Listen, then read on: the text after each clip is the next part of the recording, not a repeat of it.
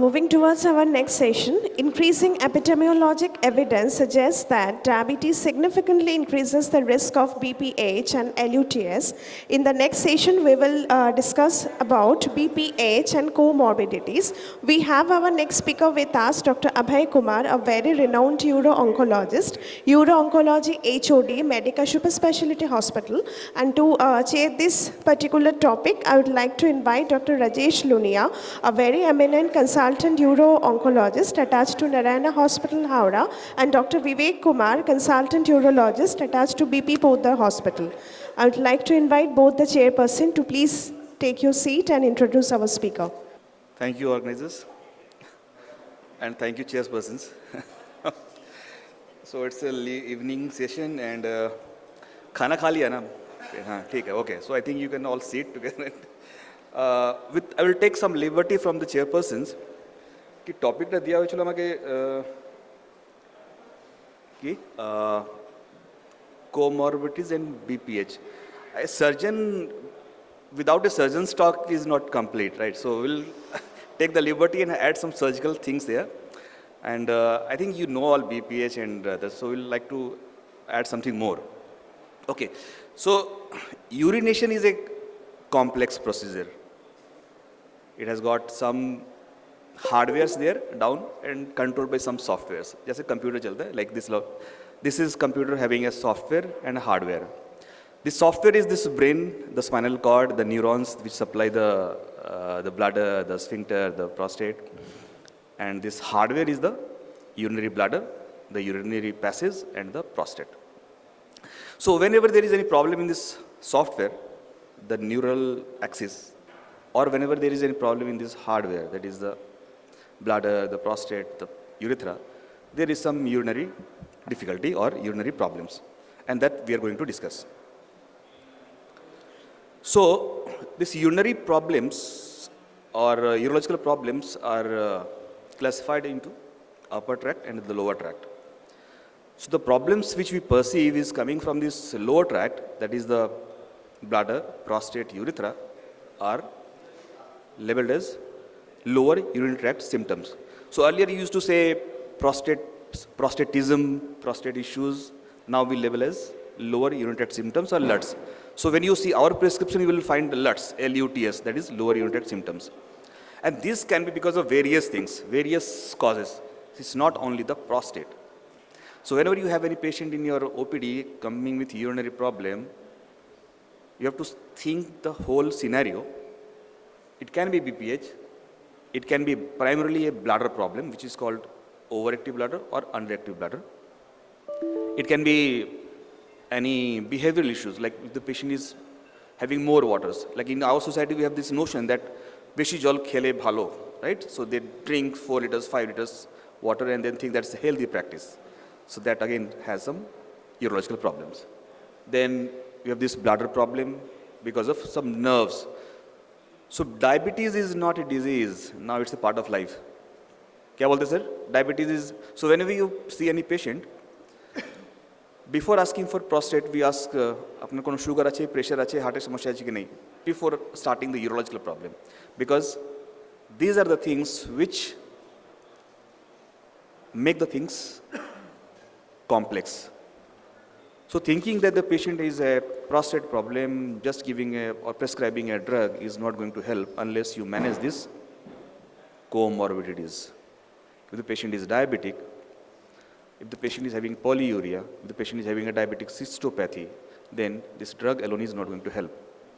If the patient is having any neurological problem, like dementia, like Parkinsonism, like any spinal cord problem, then you have to treat the neurological problems. And as the neurological problems wax and wane, similarly the urological complaints also wax and wane.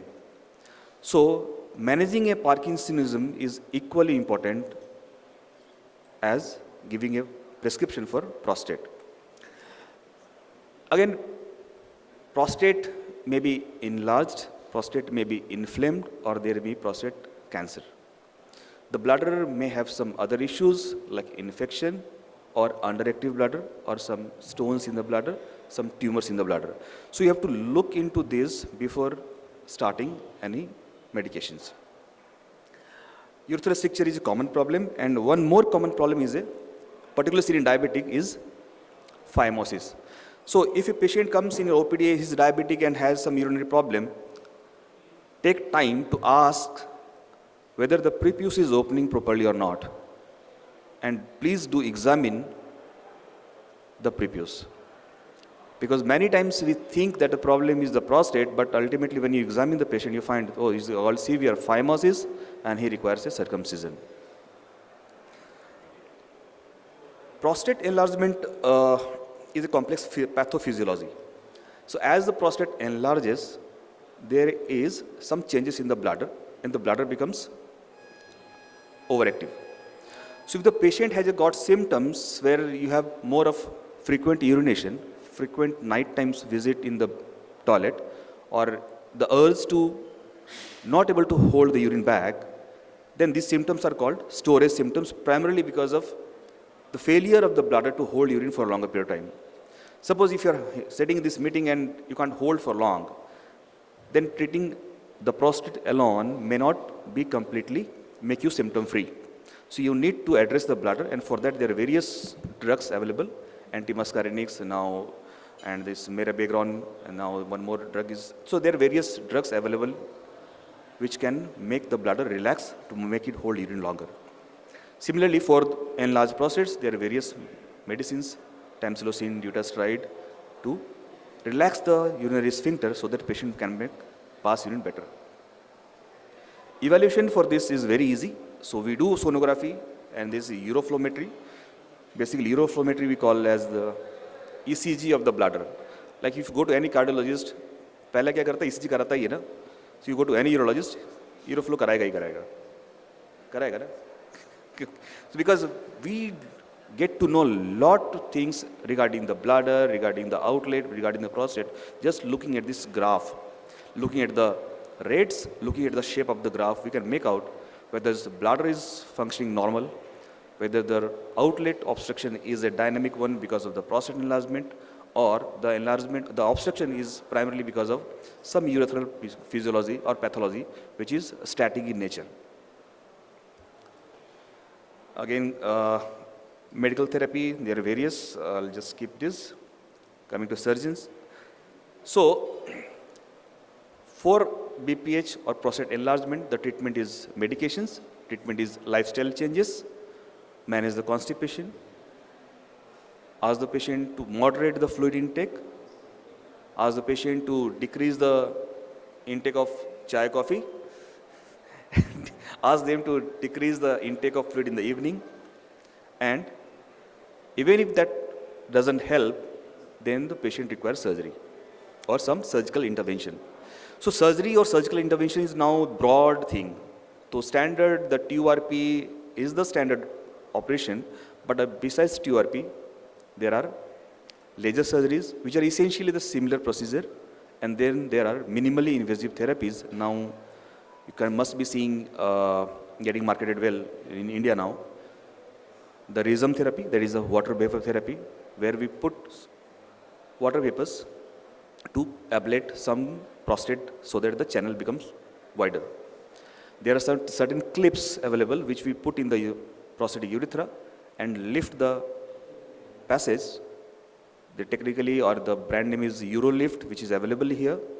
So the patients which are not a very good surgical candidate, they are having poor heart or uncontrolled sugars, and they are on antiplatelets which can't be stopped, then they can be benefited by this rhizome therapy, this Urolift therapy, and some patients can also go for angioembolization of prostatic artery. That's again a minimally invasive procedure, where if the prostate is very big in size, bleeding, and you can't operate the patient, he is elderly, infirm, on antiplatelet, poor heart, can be embolized safely. So these are the few procedures which are there available and indicated. So surgical procedure is not one just TURP, there are many more. So whenever you see a patient of prostate, please do examine the prostate, feel the prostate, which is not technically feasible or in regular busy OPDs. and if the person is not trained enough to feel the prostate, must send the patient to urologist to feel the prostate. Because just feeling the prostate can give you a lot of information, which many people now say we can do MRI, we can do ultrasound, but the clinical examination should always be done, which I feel can make a lot of things easier. If the prostate feels hard or abnormal, prostate cancer should be ruled out. Because symptomatology of prostate cancer, BPH are very similar. And if you give some medical treatment, patient will be benefited symptomatically, but you lose the window to diagnose prostate cancer. And if the patient comes later on, he will be coming in the much advanced stages. And treatment could have been much better if diagnosed in earlier stages. Now the patient will have some different outcome.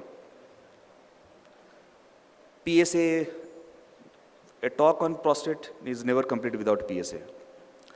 So PSA is a common tool. Like in previous session, we have heard about vitamin D. So you don't ask for vitamin D. People come with the reports of vitamin D because all these diagnostic labs give it like complementary. Vitamin D, vitamin B12 and all those.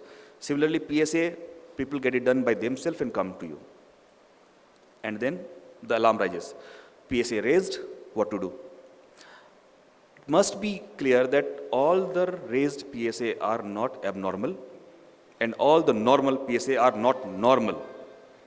That means if you ask for a PSA and PSA is around 3 and so, this does not rule out prostate cancer. Around 10 to 15% prostate cancers have a normal PSA. And that's why DRE is very important. If you have done DRE or examination and PSA is normal, even then you need to send the patient for urologist for investigation by MRI and biopsy. If the PSA is high, rule out UTI or infection, because many times we do the PSAs in the setting of UTI and PSA is high. Give him antibiotics, repeat the PSA. Most of the time PSA comes down. Ultrasonography, biopsy is next step. And coming to the trends of surgery, earlier we used to do open surgeries for prostate cancer. But around 2010 and beyond, robotic surgery entered India. And after that, the numbers of prostate cancer surgeries are rising. So earlier, most of the prostate were going for radiation therapy, but now most of the prostate in early stages are coming for the surgery. Because technically, prostate cancer surgery is a very technical surgery, and people were not that comfortable doing it. And most of the patients were having good results, equally good oncological outcome with radiation therapy, so most of the patients are getting radiation therapy. But now as the number of robots are going up, number of trained surgeons in robotic surgery are going up, the number of prostate cancer surgery is also going up. Like when I was in Narayan, I used to operate only 1 or 2 prostate in a month, or maybe in a year, hardly around 8 or 10 cases of prostate cancer by open. Now we are operating almost 1 per week. So this is the numbers which have grown, and that's across everywhere, right? I feel that number of cancer surgeries of prostate are going high. I'll just have a small video of what we do. Flavor? Yeah. So I think this is lymph node dissection. Okay. So this is a lymph node dissection. That's a part and parcel of surgery. I think surgeons can appreciate. So this is the pointer. Okay? Pointer है? No? अच्छा कर से जा रहे हैं? अच्छे? No? अच्छा okay. So anyway, so this is robotic tools. I am holding with this bipolar forceps and cutting with this monopolar cut. On the left, you can see this ureter traveling down, and this is the external iliac artery and the external iliac vein. This video is edited by my assistant Devbrata. I think he has done a decent job. So you can see this ureter. This is the left external iliac artery. The pulsating one, and the blue thing is the external iliac vein. So the lymph node dissection is almost in every cases we do lymph node dissection. It has got some diagnostic and some therapeutic benefit. So you can see the beauty of these tools, which makes the life very easy. I have energy device in my both the hands. In the left, I'm using the bipolar, and on the right, I'm using the monoprosthesis. This white thing is the obturator nerve. So we have entered the obturator area and dissected all the nodes from the pelvis. So this is on the right side we are operating. Yeah. Similarly, we do on the left side. Yeah.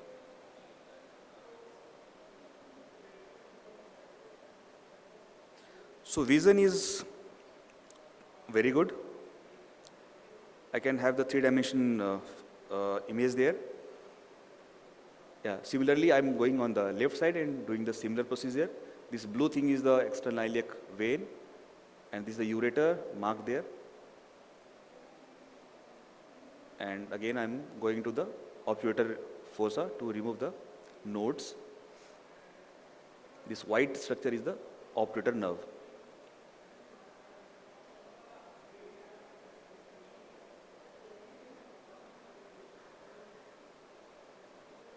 So it takes around 25 minutes on each side. So around 50 minutes for the lymph node dissection, and then we do the prostate surgery.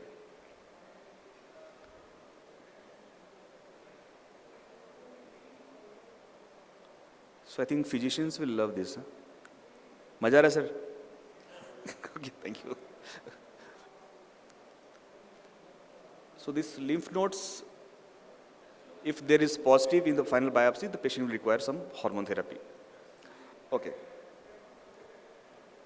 Next. So we have done the lymph node dissection. Now we'll do the prostate surgery. So how this prostate surgery done? So this is the standard port site placement, like any laparoscopy surgery. These are special ports meant for the robot. The patient is in a head-low position, steep head-low position. The lymph node has been done. Now we are going for the prostate. So this grasper is lifting the bladder up, and I'm entering between the plane of, on the down there is rectum, and the up, this is the white structure is the seminal vesicle. So I'm dissecting between the rectum and the bladder. The seminal vesicle is getting separated from the bladder. So radical surgery means removing the prostate and the seminal vesicles. So you can see this white structure is the seminal vesicle getting separated from the bladder. Yeah. So reaching the pelvis is a challenge which robots makes easier. So now we have dissected posteriorly. Now we'll go anterior. So now we'll dissect between the bladder and the pubic bone, the pelvic bones. So this is called anterior dissection. So absolutely bloodless field, planes, very easily seen. On the top you can see the pelvic bones, and down is the bladder. Now we are seeing the prostate and the bladder. So on the top you can see the prostate, on the down is the bladder. Now we're cutting the prostate from the bladder. And this prostate is getting separated from the bladder.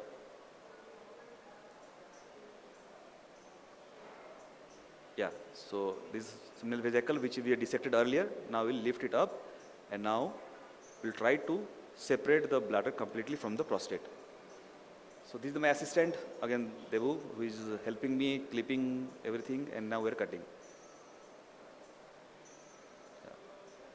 So these are major vascular pedicles which we clip with hemolock and then cut. Yeah.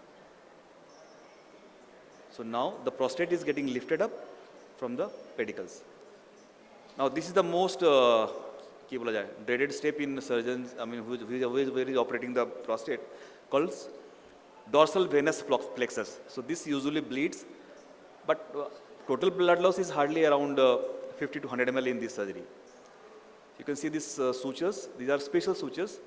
We are controlling the dorsal venous plexus and controlling the bleeding there. So once we have separated the dorsal venous plexus and controlled it with sutures, we'll remove the rest of the prostate from the urethra. Yeah, so this bleeding controlled. So now we are cutting the urethra from the prostate. You can see how beautifully you can dissect the complete prostate and the apex of the prostate without leaving any tissue behind and without injuring the rectum. On the down there is rectum. Okay.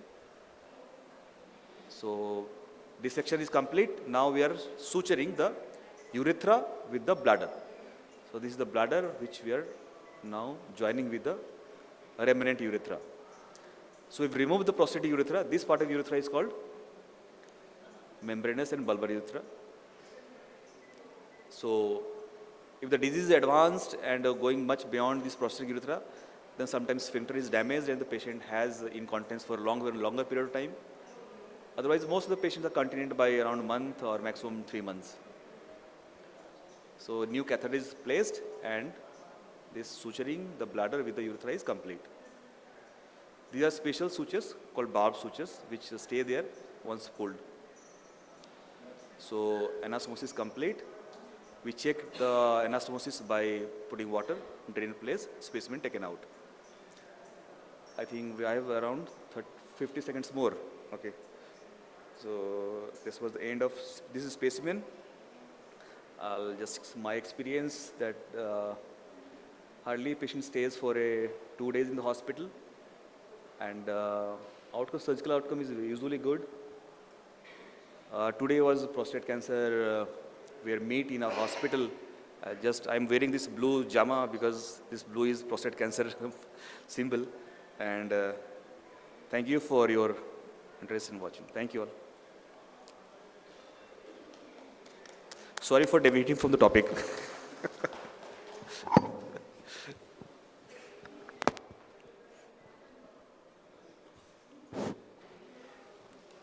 Very excellent presentation.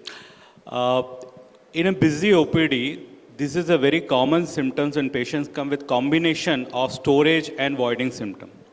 How do you differentiate these symptoms from a long-term diabetic cystopathy? Because invariably all these patients will not have prostate and may not require surgery. And surgery is a very thin line because you cannot convince the patient. Uroflowmetry may not be normal, patient may not void in the urine, voiding volume may be less. So there are a lot of complex things to take a decision on prostate surgery. On a background of a long-term diabetes where there is diabetic cystopathy, how do you decide on these complex cases to operate or whether not to operate? Vishnu, thanks for asking. Actually, prostate at first visit should never be operated. Prostate, most of the patients, around 65% can be managed medically, right? So, as I said in my initial slides, patient doesn't come with prostate problem. He comes with LUTs, lower urinary tract symptoms, and the cause can be anything. So you have to rule out everything before prescribing, okay, take Urimax or you take Tamsulosin, whatever. You have to rule out many things. You have to rule out UTI, you have to rule out diabetic cystopathy, you have to rule out neurogenic problem. And you have to rule out any drug history, medical history. If the patient is taking a lot of diuretic, then he must be passing urine frequently or nighttime frequency, right? So, lot of things. So, history taking is the most important, tool in our armamentarium to differentiate between everything, right? If the patient says, I have mainly storage symptoms, right? And less of voiding symptoms. Patient can be having prostate, but mostly it's some other factor. You've ruled out other comorbidities, and you've done some basic investigations like uroflowmetry and the sonography and urine routine. These three will give you, motamoti clear picture that what you are dealing with. Patient's bladder diary, how much fluid he is taking, how frequently he passes toilet. A basic sonography, what is the post-void residue, what is the prostate size. A basic uroflowmetry, what is the voided volume, what is the shape of the curve. If the shape of the curve is like this, up and down, then most likely you are dealing with underactive bladder, which is probably because of diabetes rather than prostate problem, right? If the patient is not able to hold urine at all, he has passed just 50 ml urine in the uroflowmetry, and the sonography shows there is hardly any PVR, the patient is not able to hold more than 100 ml, most likely you are dealing with any overactive bladder rather than a prostate problem. So this is the basic tools, and I think it's a mathematics in our OPD, right? Basic history, basic exclude certain things, uroflowmetry, ultrasound, and you get the diagnosis. Comment in? Sir, very beautifully said. I think one point should be emphasized here. As the clinical scenario is changing, long-term diabetics with cystopathies, glycosuric drugs causing recurrent UTIs, patients on dutasteride on long-term, it is very easy to miss a CA prostate or something more obnoxious going on. So advanced investigations in form of urodynamics, and like sir very rightly said, no PSA is safe PSA. So clinical examination, transrectal ultrasound, all has its role. So chronic diabetes with cystopathies and prostatomegaly again creates a very mixed environment, and the disease has to be tailored wise addressed. And CA prostate is very commonly missed in these patients because they will be prescribed on some kind of 5 alpha reductase for a long period of time. So urologist refer helps always, sir. Thank you. Thank you. Sorry, one more question. What is your take on the role of robotics in benign prostate surgery, like large prostate, Yeah. open prostatectomy, open? Right. So recently it's coming up. I think many surgeons have started doing it also. So Right, what right. is your take and what is your opinion versus conventional method as well as robotics? How good or how bad it is? See, Rajesh, I mean, we should look at the indications of surgery rather than the mode of surgery, right? So robotics is a platform for surgery, right? So basically, if you feel that this patient is not getting well with medicines, this patient doesn't, not a good candidate for this standard, the TURP or the laser surgery or this procedure, and he requires a open prostate surgery, surely you can use these tools to operate. So how is your experience? Are Yeah. you using it? So far, I have not operated any benign prostate. I have operated patient who has got complications of TURP rather than benign prostate. So I have operated benign surgeries like bladder neck contracture because of TURP. The patient, one patient which I recently visited, has undergone TURP in a very good center, very experienced hand. He developed a bladder neck contracture, multiple cystoscopies, multiple dilatations. He even went to Pune, Dr. Kulkarni, to have a bladder neck YB plasty. But his orifices were very close to this bladder neck, so they said, we can't do anything. He came back. I offered him, okay, I'll resect everything by robot. Just like radical surgery, I removed the prostate, refashioned the bladder neck, and did the anastomosis. It's now 1 year, the patient is having normal flow. So this is one scenario where I have operated complications of rather the TURP rather than having a big prostate getting removed by by robot.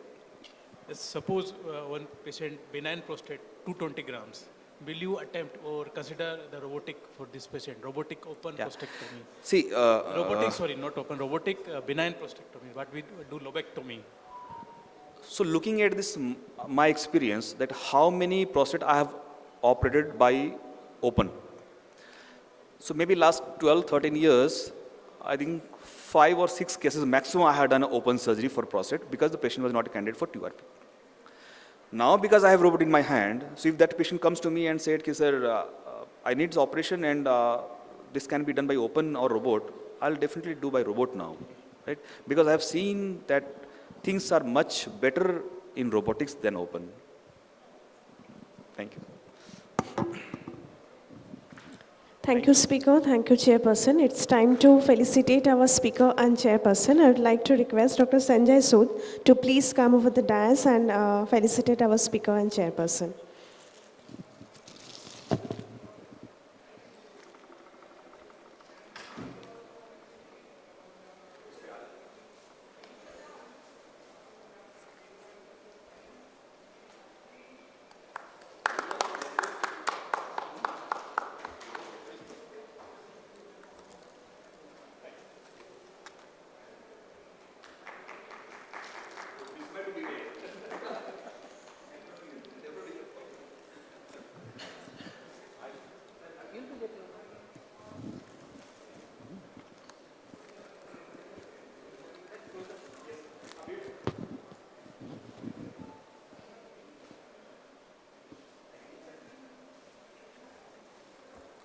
Thank you, Speaker. Thank you, Chairperson.